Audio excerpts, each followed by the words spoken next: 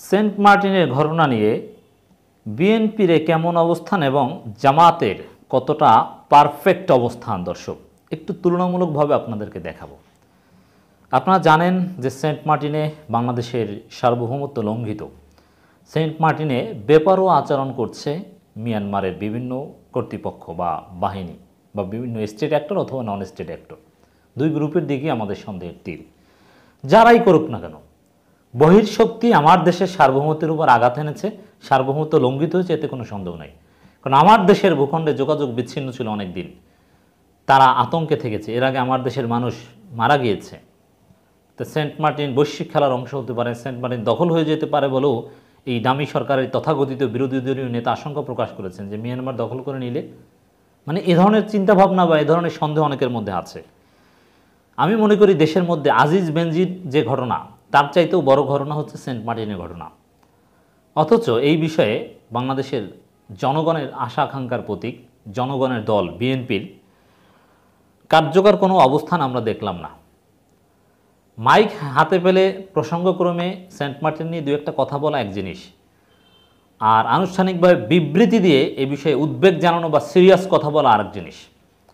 তো বিএনপির পক্ষ থেকে মির্জা ফখরুল কিংবা তারেক রহমান কারো পক্ষ থেকেই সরকারের সমালোচনা করে বা আমাদের সেন্ট মার্টিন বিষয়ে বিএনপির যে অবস্থান সেটা ক্লারিফাই করতে আমরা দেখিনি। এটা হতাশাজনক। বিএনপিকে এ বিষয়ে কথা বলা উচিত ছিল, এ বিষয়ে হুঙ্কার গর্জন দেওয়া উচিত ছিল, এ বিষয়ে জেগে ওঠা উচিত ছিল।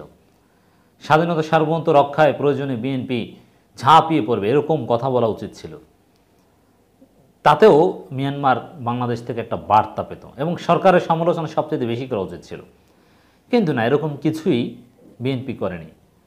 মির্জা ফখরুল কথা বলেছেন সেন্ট মার্টিন ইস্যু নিয়ে। মির্জা ফখরুল কি বলছেন আপনাদেরকে একটু শোনাই, ছোট বিশ্লেষণ সহ। মিয়ানমার থেকে সেন্ট মার্টিনগামী নৌযানে গুলি ছোড়ার ঘটনায় ক্ষোভ প্রকাশ করেছেন বিএনপি মহাসচিব মির্জা ফখরুল ইসলাম আলমগীর। তার ভাষ্য, সরকারের দুর্বলতার কারণে এমনটা ঘটেছে। রাইট, সঠিক কথা বলেছেন। ফখরুল বলেন, সেন্ট মার্টিনের দিক থেকে গুলি ছুড়েছে মিয়ানমার। মিয়ানমারের সে আরাকান আর্মি বা সামরিক জান্তা যারাই হোক, গুলিতে ছুড়েছে। এরপর তাদের কিছু বলতে পারছে না সরকার। এটা দাসসুলভ মনোভাব। সমালোচনাটা পারফেক্ট, দাসসুলভ মনোভাব। এই দাসত্ব মিয়ানমারের প্রতি নয়, এই দাসত্ব ভারতের প্রতি। কারণ ভারত নিষেধ করেছে, কিছু বলছে না। একটা প্রেস ক্লাবে একটা আলোচনা সভায় মির্জা ফখরুল এই কথা বলেন। এর মানে আনুষ্ঠানিকভাবে বিবৃতি দিয়ে কিন্তু বলেননি, অথচ এই বিষয়ে বিবৃতি কাম্য ছিল। অথচ জামাত ইসলাম এই বিষয়ে আনুষ্ঠানিকভাবে বিবৃতি দিয়েছে। আমার দেখা মতে, হতে পারে আমার অজানা, আমার দেখা মতে একমাত্র দল জামাত ইসলামী যারা এই বিষয়ে বিবৃতি দিয়ে একেবারে পারফেক্ট কথা বলতে পেরেছে, সিরিয়াসনেস দেখাতে পেরেছে। এর মানে বাংলাদেশের 1971 সালের মহান মুক্তিযুদ্ধের বিরোধিতা করলেও স্বাধীনতা সার্বভৌমত্ব রক্ষার ক্ষেত্রে সবচেয়ে অগ্রগামী দল হচ্ছে এখন জামাত ইসলামী। মির্জা ফখরুল ইসলাম আলমগীর বলেন, সেন্ট মার্টিনে কেউ যেতে পারছে না, সেন্ট মার্টিনে গেলে গুলি করা হচ্ছে। সেন্ট মার্টিনে খাদ্য সংকট চরম, অথচ সরকার নিশ্চুপ। সরকারের নিশ্চুপ থাকাটা আমাদেরকে ভাবিয়ে তোলে। তো দর্শক, এই যে মিয়ানমারের পক্ষ থেকে যারাই হোক না কেন গুলি ছুটছে বা এই সেন্ট মার্টিনকে বিচ্ছিন্ন করার চেষ্টা করছে, এটা পরিকল্পিত। এটা বিচ্ছিন্ন ঘটনা নয় যে তারা মারামারি করতে করতে এরকম পরিবেশ তৈরি হয়ে গিয়েছে নিজেরা, তা না। এটা পরিকল্পিত। কেন পরিকল্পিত? মিয়ানমারের অনেকে মনে করে, এই যুদ্ধরত অনেকে মনে করে যে তাদের প্রতিপক্ষকে বাংলাদেশ আশ্রয় দেয়, প্রশ্রয় দেয়।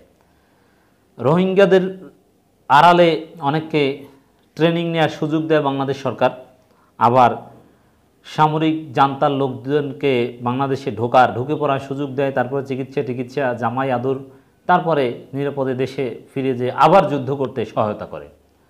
এতে তো বাংলাদেশ সরকারের উপর একটা ক্ষোভ থাকতেই পারে। এর মানে ক্ষোভের জায়গা তৈরি করেছে।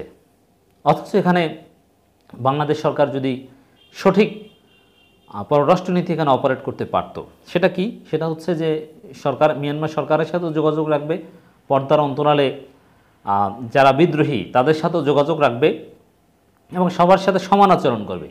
কাউকেই বাংলাদেশ ভূখণ্ডে ঢুকতে দেবে না। যে কেউ ঢোকার চেষ্টা করলে পুশব্যাক, যে আমরা সামরিক জান্তার Arakan army three brotherhood alliance চিনি না, রোহিঙ্গা চিনি না, কাউকে আমরা ঢুকতে দেব না। এরকম যদি সমান আচরণ হতো তাহলে মিয়ানমার আমাদের সাথে বেয়াদবি করার সুযোগ পেত না, আমার সার্বভৌমত্বকে আঘাত করার সুযোগ পেত না। এবং সরকার যদি কিছুটা ডিপ্লয়মেন্ট করত, কিছু পদক্ষেপ নিতে। দেখেন কি করা উচিত। আমাদের সিকিউরিটি এক্সপার্ট তো এখন ওবায়দুল কাদের আর হাসান মাহমুদ, ব্রিগেডিয়ার জেনারেল শাখাওয়াত হোসেন বা এদের তো আর দাম নেই এখন। তো আমাদের হাসান মাহমুদ, ওবায়দুল কাদেররা বলছেন যে প্রয়োজনে জবাব দেওয়া হবে, আমরা বসে থাকবো না। কিন্তু ঘর আক্রান্ত হলে, আক্রান্ত যাওয়ার আমরা তো হয়ে গিয়েছি, কিন্তু কই কোনো জবাব তো আমরা দেখি না। বুঝতে পেরেছেন দর্শক? অথচ কিছু জবাব প্রয়োজন ছিল। সেই জবাব কি? গুলি করা নয়, জাস্ট কিছু ব্যাসেস ডিপ্লয় করবে, কিছু নৌবাহিনী স্পিডবোট যাবে টাবে, সেখানে টহল দিবে, এটাই যথেষ্ট ছিল। তাতেই তারা বার্তা পেয়ে যেত। গুলি করার কোনো প্রয়োজন না, যুদ্ধে জড়ানোর কোনো দরকার নেই। আমরা যুদ্ধের পক্ষে নই, আর যুদ্ধে যাব না এই ধরনের কথা বলাটাও একটা দুর্বলতা।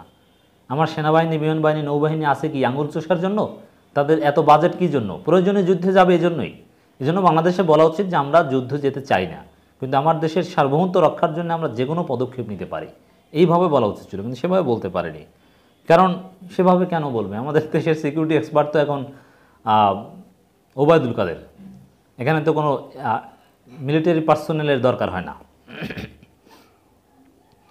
বিএনপি মহাসচিব বলেন, বর্তমান সরকার 1996 সালে সংবাদপত্রের স্বাধীনতা হরণ বা এগুলো নিয়ে কথা বলেছেন। কিন্তু এই যে দেখেন, জাস্ট এই সামান্য এই যতটুকু শোনালাম আপনাদেরকে বক্তব্য, এতটুকু বক্তব্য বিএনপির সেন্ট মার্টিন নিয়ে, অথচ কত বড় ঘটনা। বোঝা যায় যে সেন্ট মার্টিন নিয়ে বিএনপি যথাযথ বক্তব্য দিতে পারেনি। একেবারেই দায়সারা গোছের সামান্য বক্তব্য, আনুষ্ঠানিক বক্তব্য। আমি যখন কথা বলছি, এই রেকর্ড যখন তখন পর্যন্ত পাইনি। এর পরবর্তীতে যদি কোনো বক্তব্য দিয়ে থাকে ধন্যবাদ জানাবো এবং আমরা সেটা নিয়ে আলোচনা করব। দেখেন জামাতের ভূমিকাটা কতটা পারফেক্ট।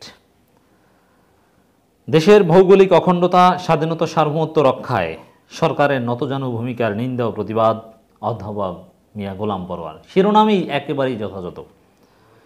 মিয়ানমার থেকে নাফ নদীতে বাংলাদেশি নৌযান লক্ষ্য করে গুলি ছোড়ার কারণে উদ্ভূত পরিস্থিতিতে গভীর উদ্বেগ প্রকাশ করে ও সরকারের নীরব ভূমিকার নিন্দা জানিয়ে বাংলাদেশ জামাত ইসলামীর সেক্রেটারি জেনারেল সাবেক এমপি অধ্যাপক মিয়া গোলাম পরোয়ার এক বিবৃতি প্রদান করেছেন। বিবৃতিতে তিনি বলেন, গত 5 জুন টেকনাফ উপজেলা পরিষদ নির্বাচনের ভোট গ্রহণ শেষে ফেরার পথে নির্বাচনী কর্মকর্তা ও 8 জুন ইট বালু ও খাদ্য সামগ্রী বহনকারী ট্রলারকে লক্ষ্য করে মিয়ানমার থেকে গুলি বর্ষণ করা হয়। নাফ নদীতে বাংলাদেশি নৌযান লক্ষ্য করে প্রায় প্রতিদিনই গুলি ছোড়া হচ্ছে। গত 11 জুনও গুলির ঘটনা ঘটেছে। ফলে সব ধরনের নৌযান চলাচল বন্ধ রয়েছে। এমন অবস্থায় সেন্ট মার্টিনে 10,000-এর মতো অধিবাসী বন্দী হয়ে পড়েছেন। সেখানে খাদ্য, ঔষধ ও নিত্যপণ্যের সংকট দেখা দিয়েছে। অসুস্থরা উন্নত চিকিৎসার জন্য মূল ভূখণ্ডে আসতে পারছে না। দ্বীপবাসীর জন্য চরম উৎকণ্ঠা বিরাজ করছে। মনে হয় যেন কোনো পরাধীন দ্বীপ। এটা বাংলাদেশের দখলে আছে কিনা এখন সেই প্রশ্ন উঠেছে। বাংলাদেশের নিয়ন্ত্রণ আছে কিনা সেই প্রশ্ন উঠেছে। বিবৃতিতে তিনি আরও বলেন, সেন্ট মার্টিন দ্বীপে চরম অস্থিরতা বিরাজ করলেও এখন পর্যন্ত কার্যকর কোনো পদক্ষেপ নিতে দেখা যায়নি বাংলাদেশ সরকারকে। এটা খুবই দুঃখজনক। দেশের স্বাধীনতা, সার্বভৌমত্ব ও নাগরিকদের জানমালের নিশ্চয়তা বিধান করে সরকারের প্রধান দায়িত্ব। কিন্তু ডামি নির্বাচনের মাধ্যমে ক্ষমতায় আসা কোনো বিচ্ছিন্ন সরকার সে দায়িত্ব পালনে কোনো ভূমিকা রাখছে না। স্বাধীন সার্বভৌম দেশের জন্য এটা খুবই অমর্যাদাকর। এটা জাতির জন্য দুর্ভাগ্যজনক। আমরা দেশের ভৌগোলিক অখণ্ডতা, স্বাধীনতা, সার্বভৌমত্ব রক্ষার জন্য সরকারের ভূমিকার তীব্র নিন্দা প্রতিবাদ জানাচ্ছি। চমৎকার ভূমিকা জামাতের, পারফেক্ট অবস্থান।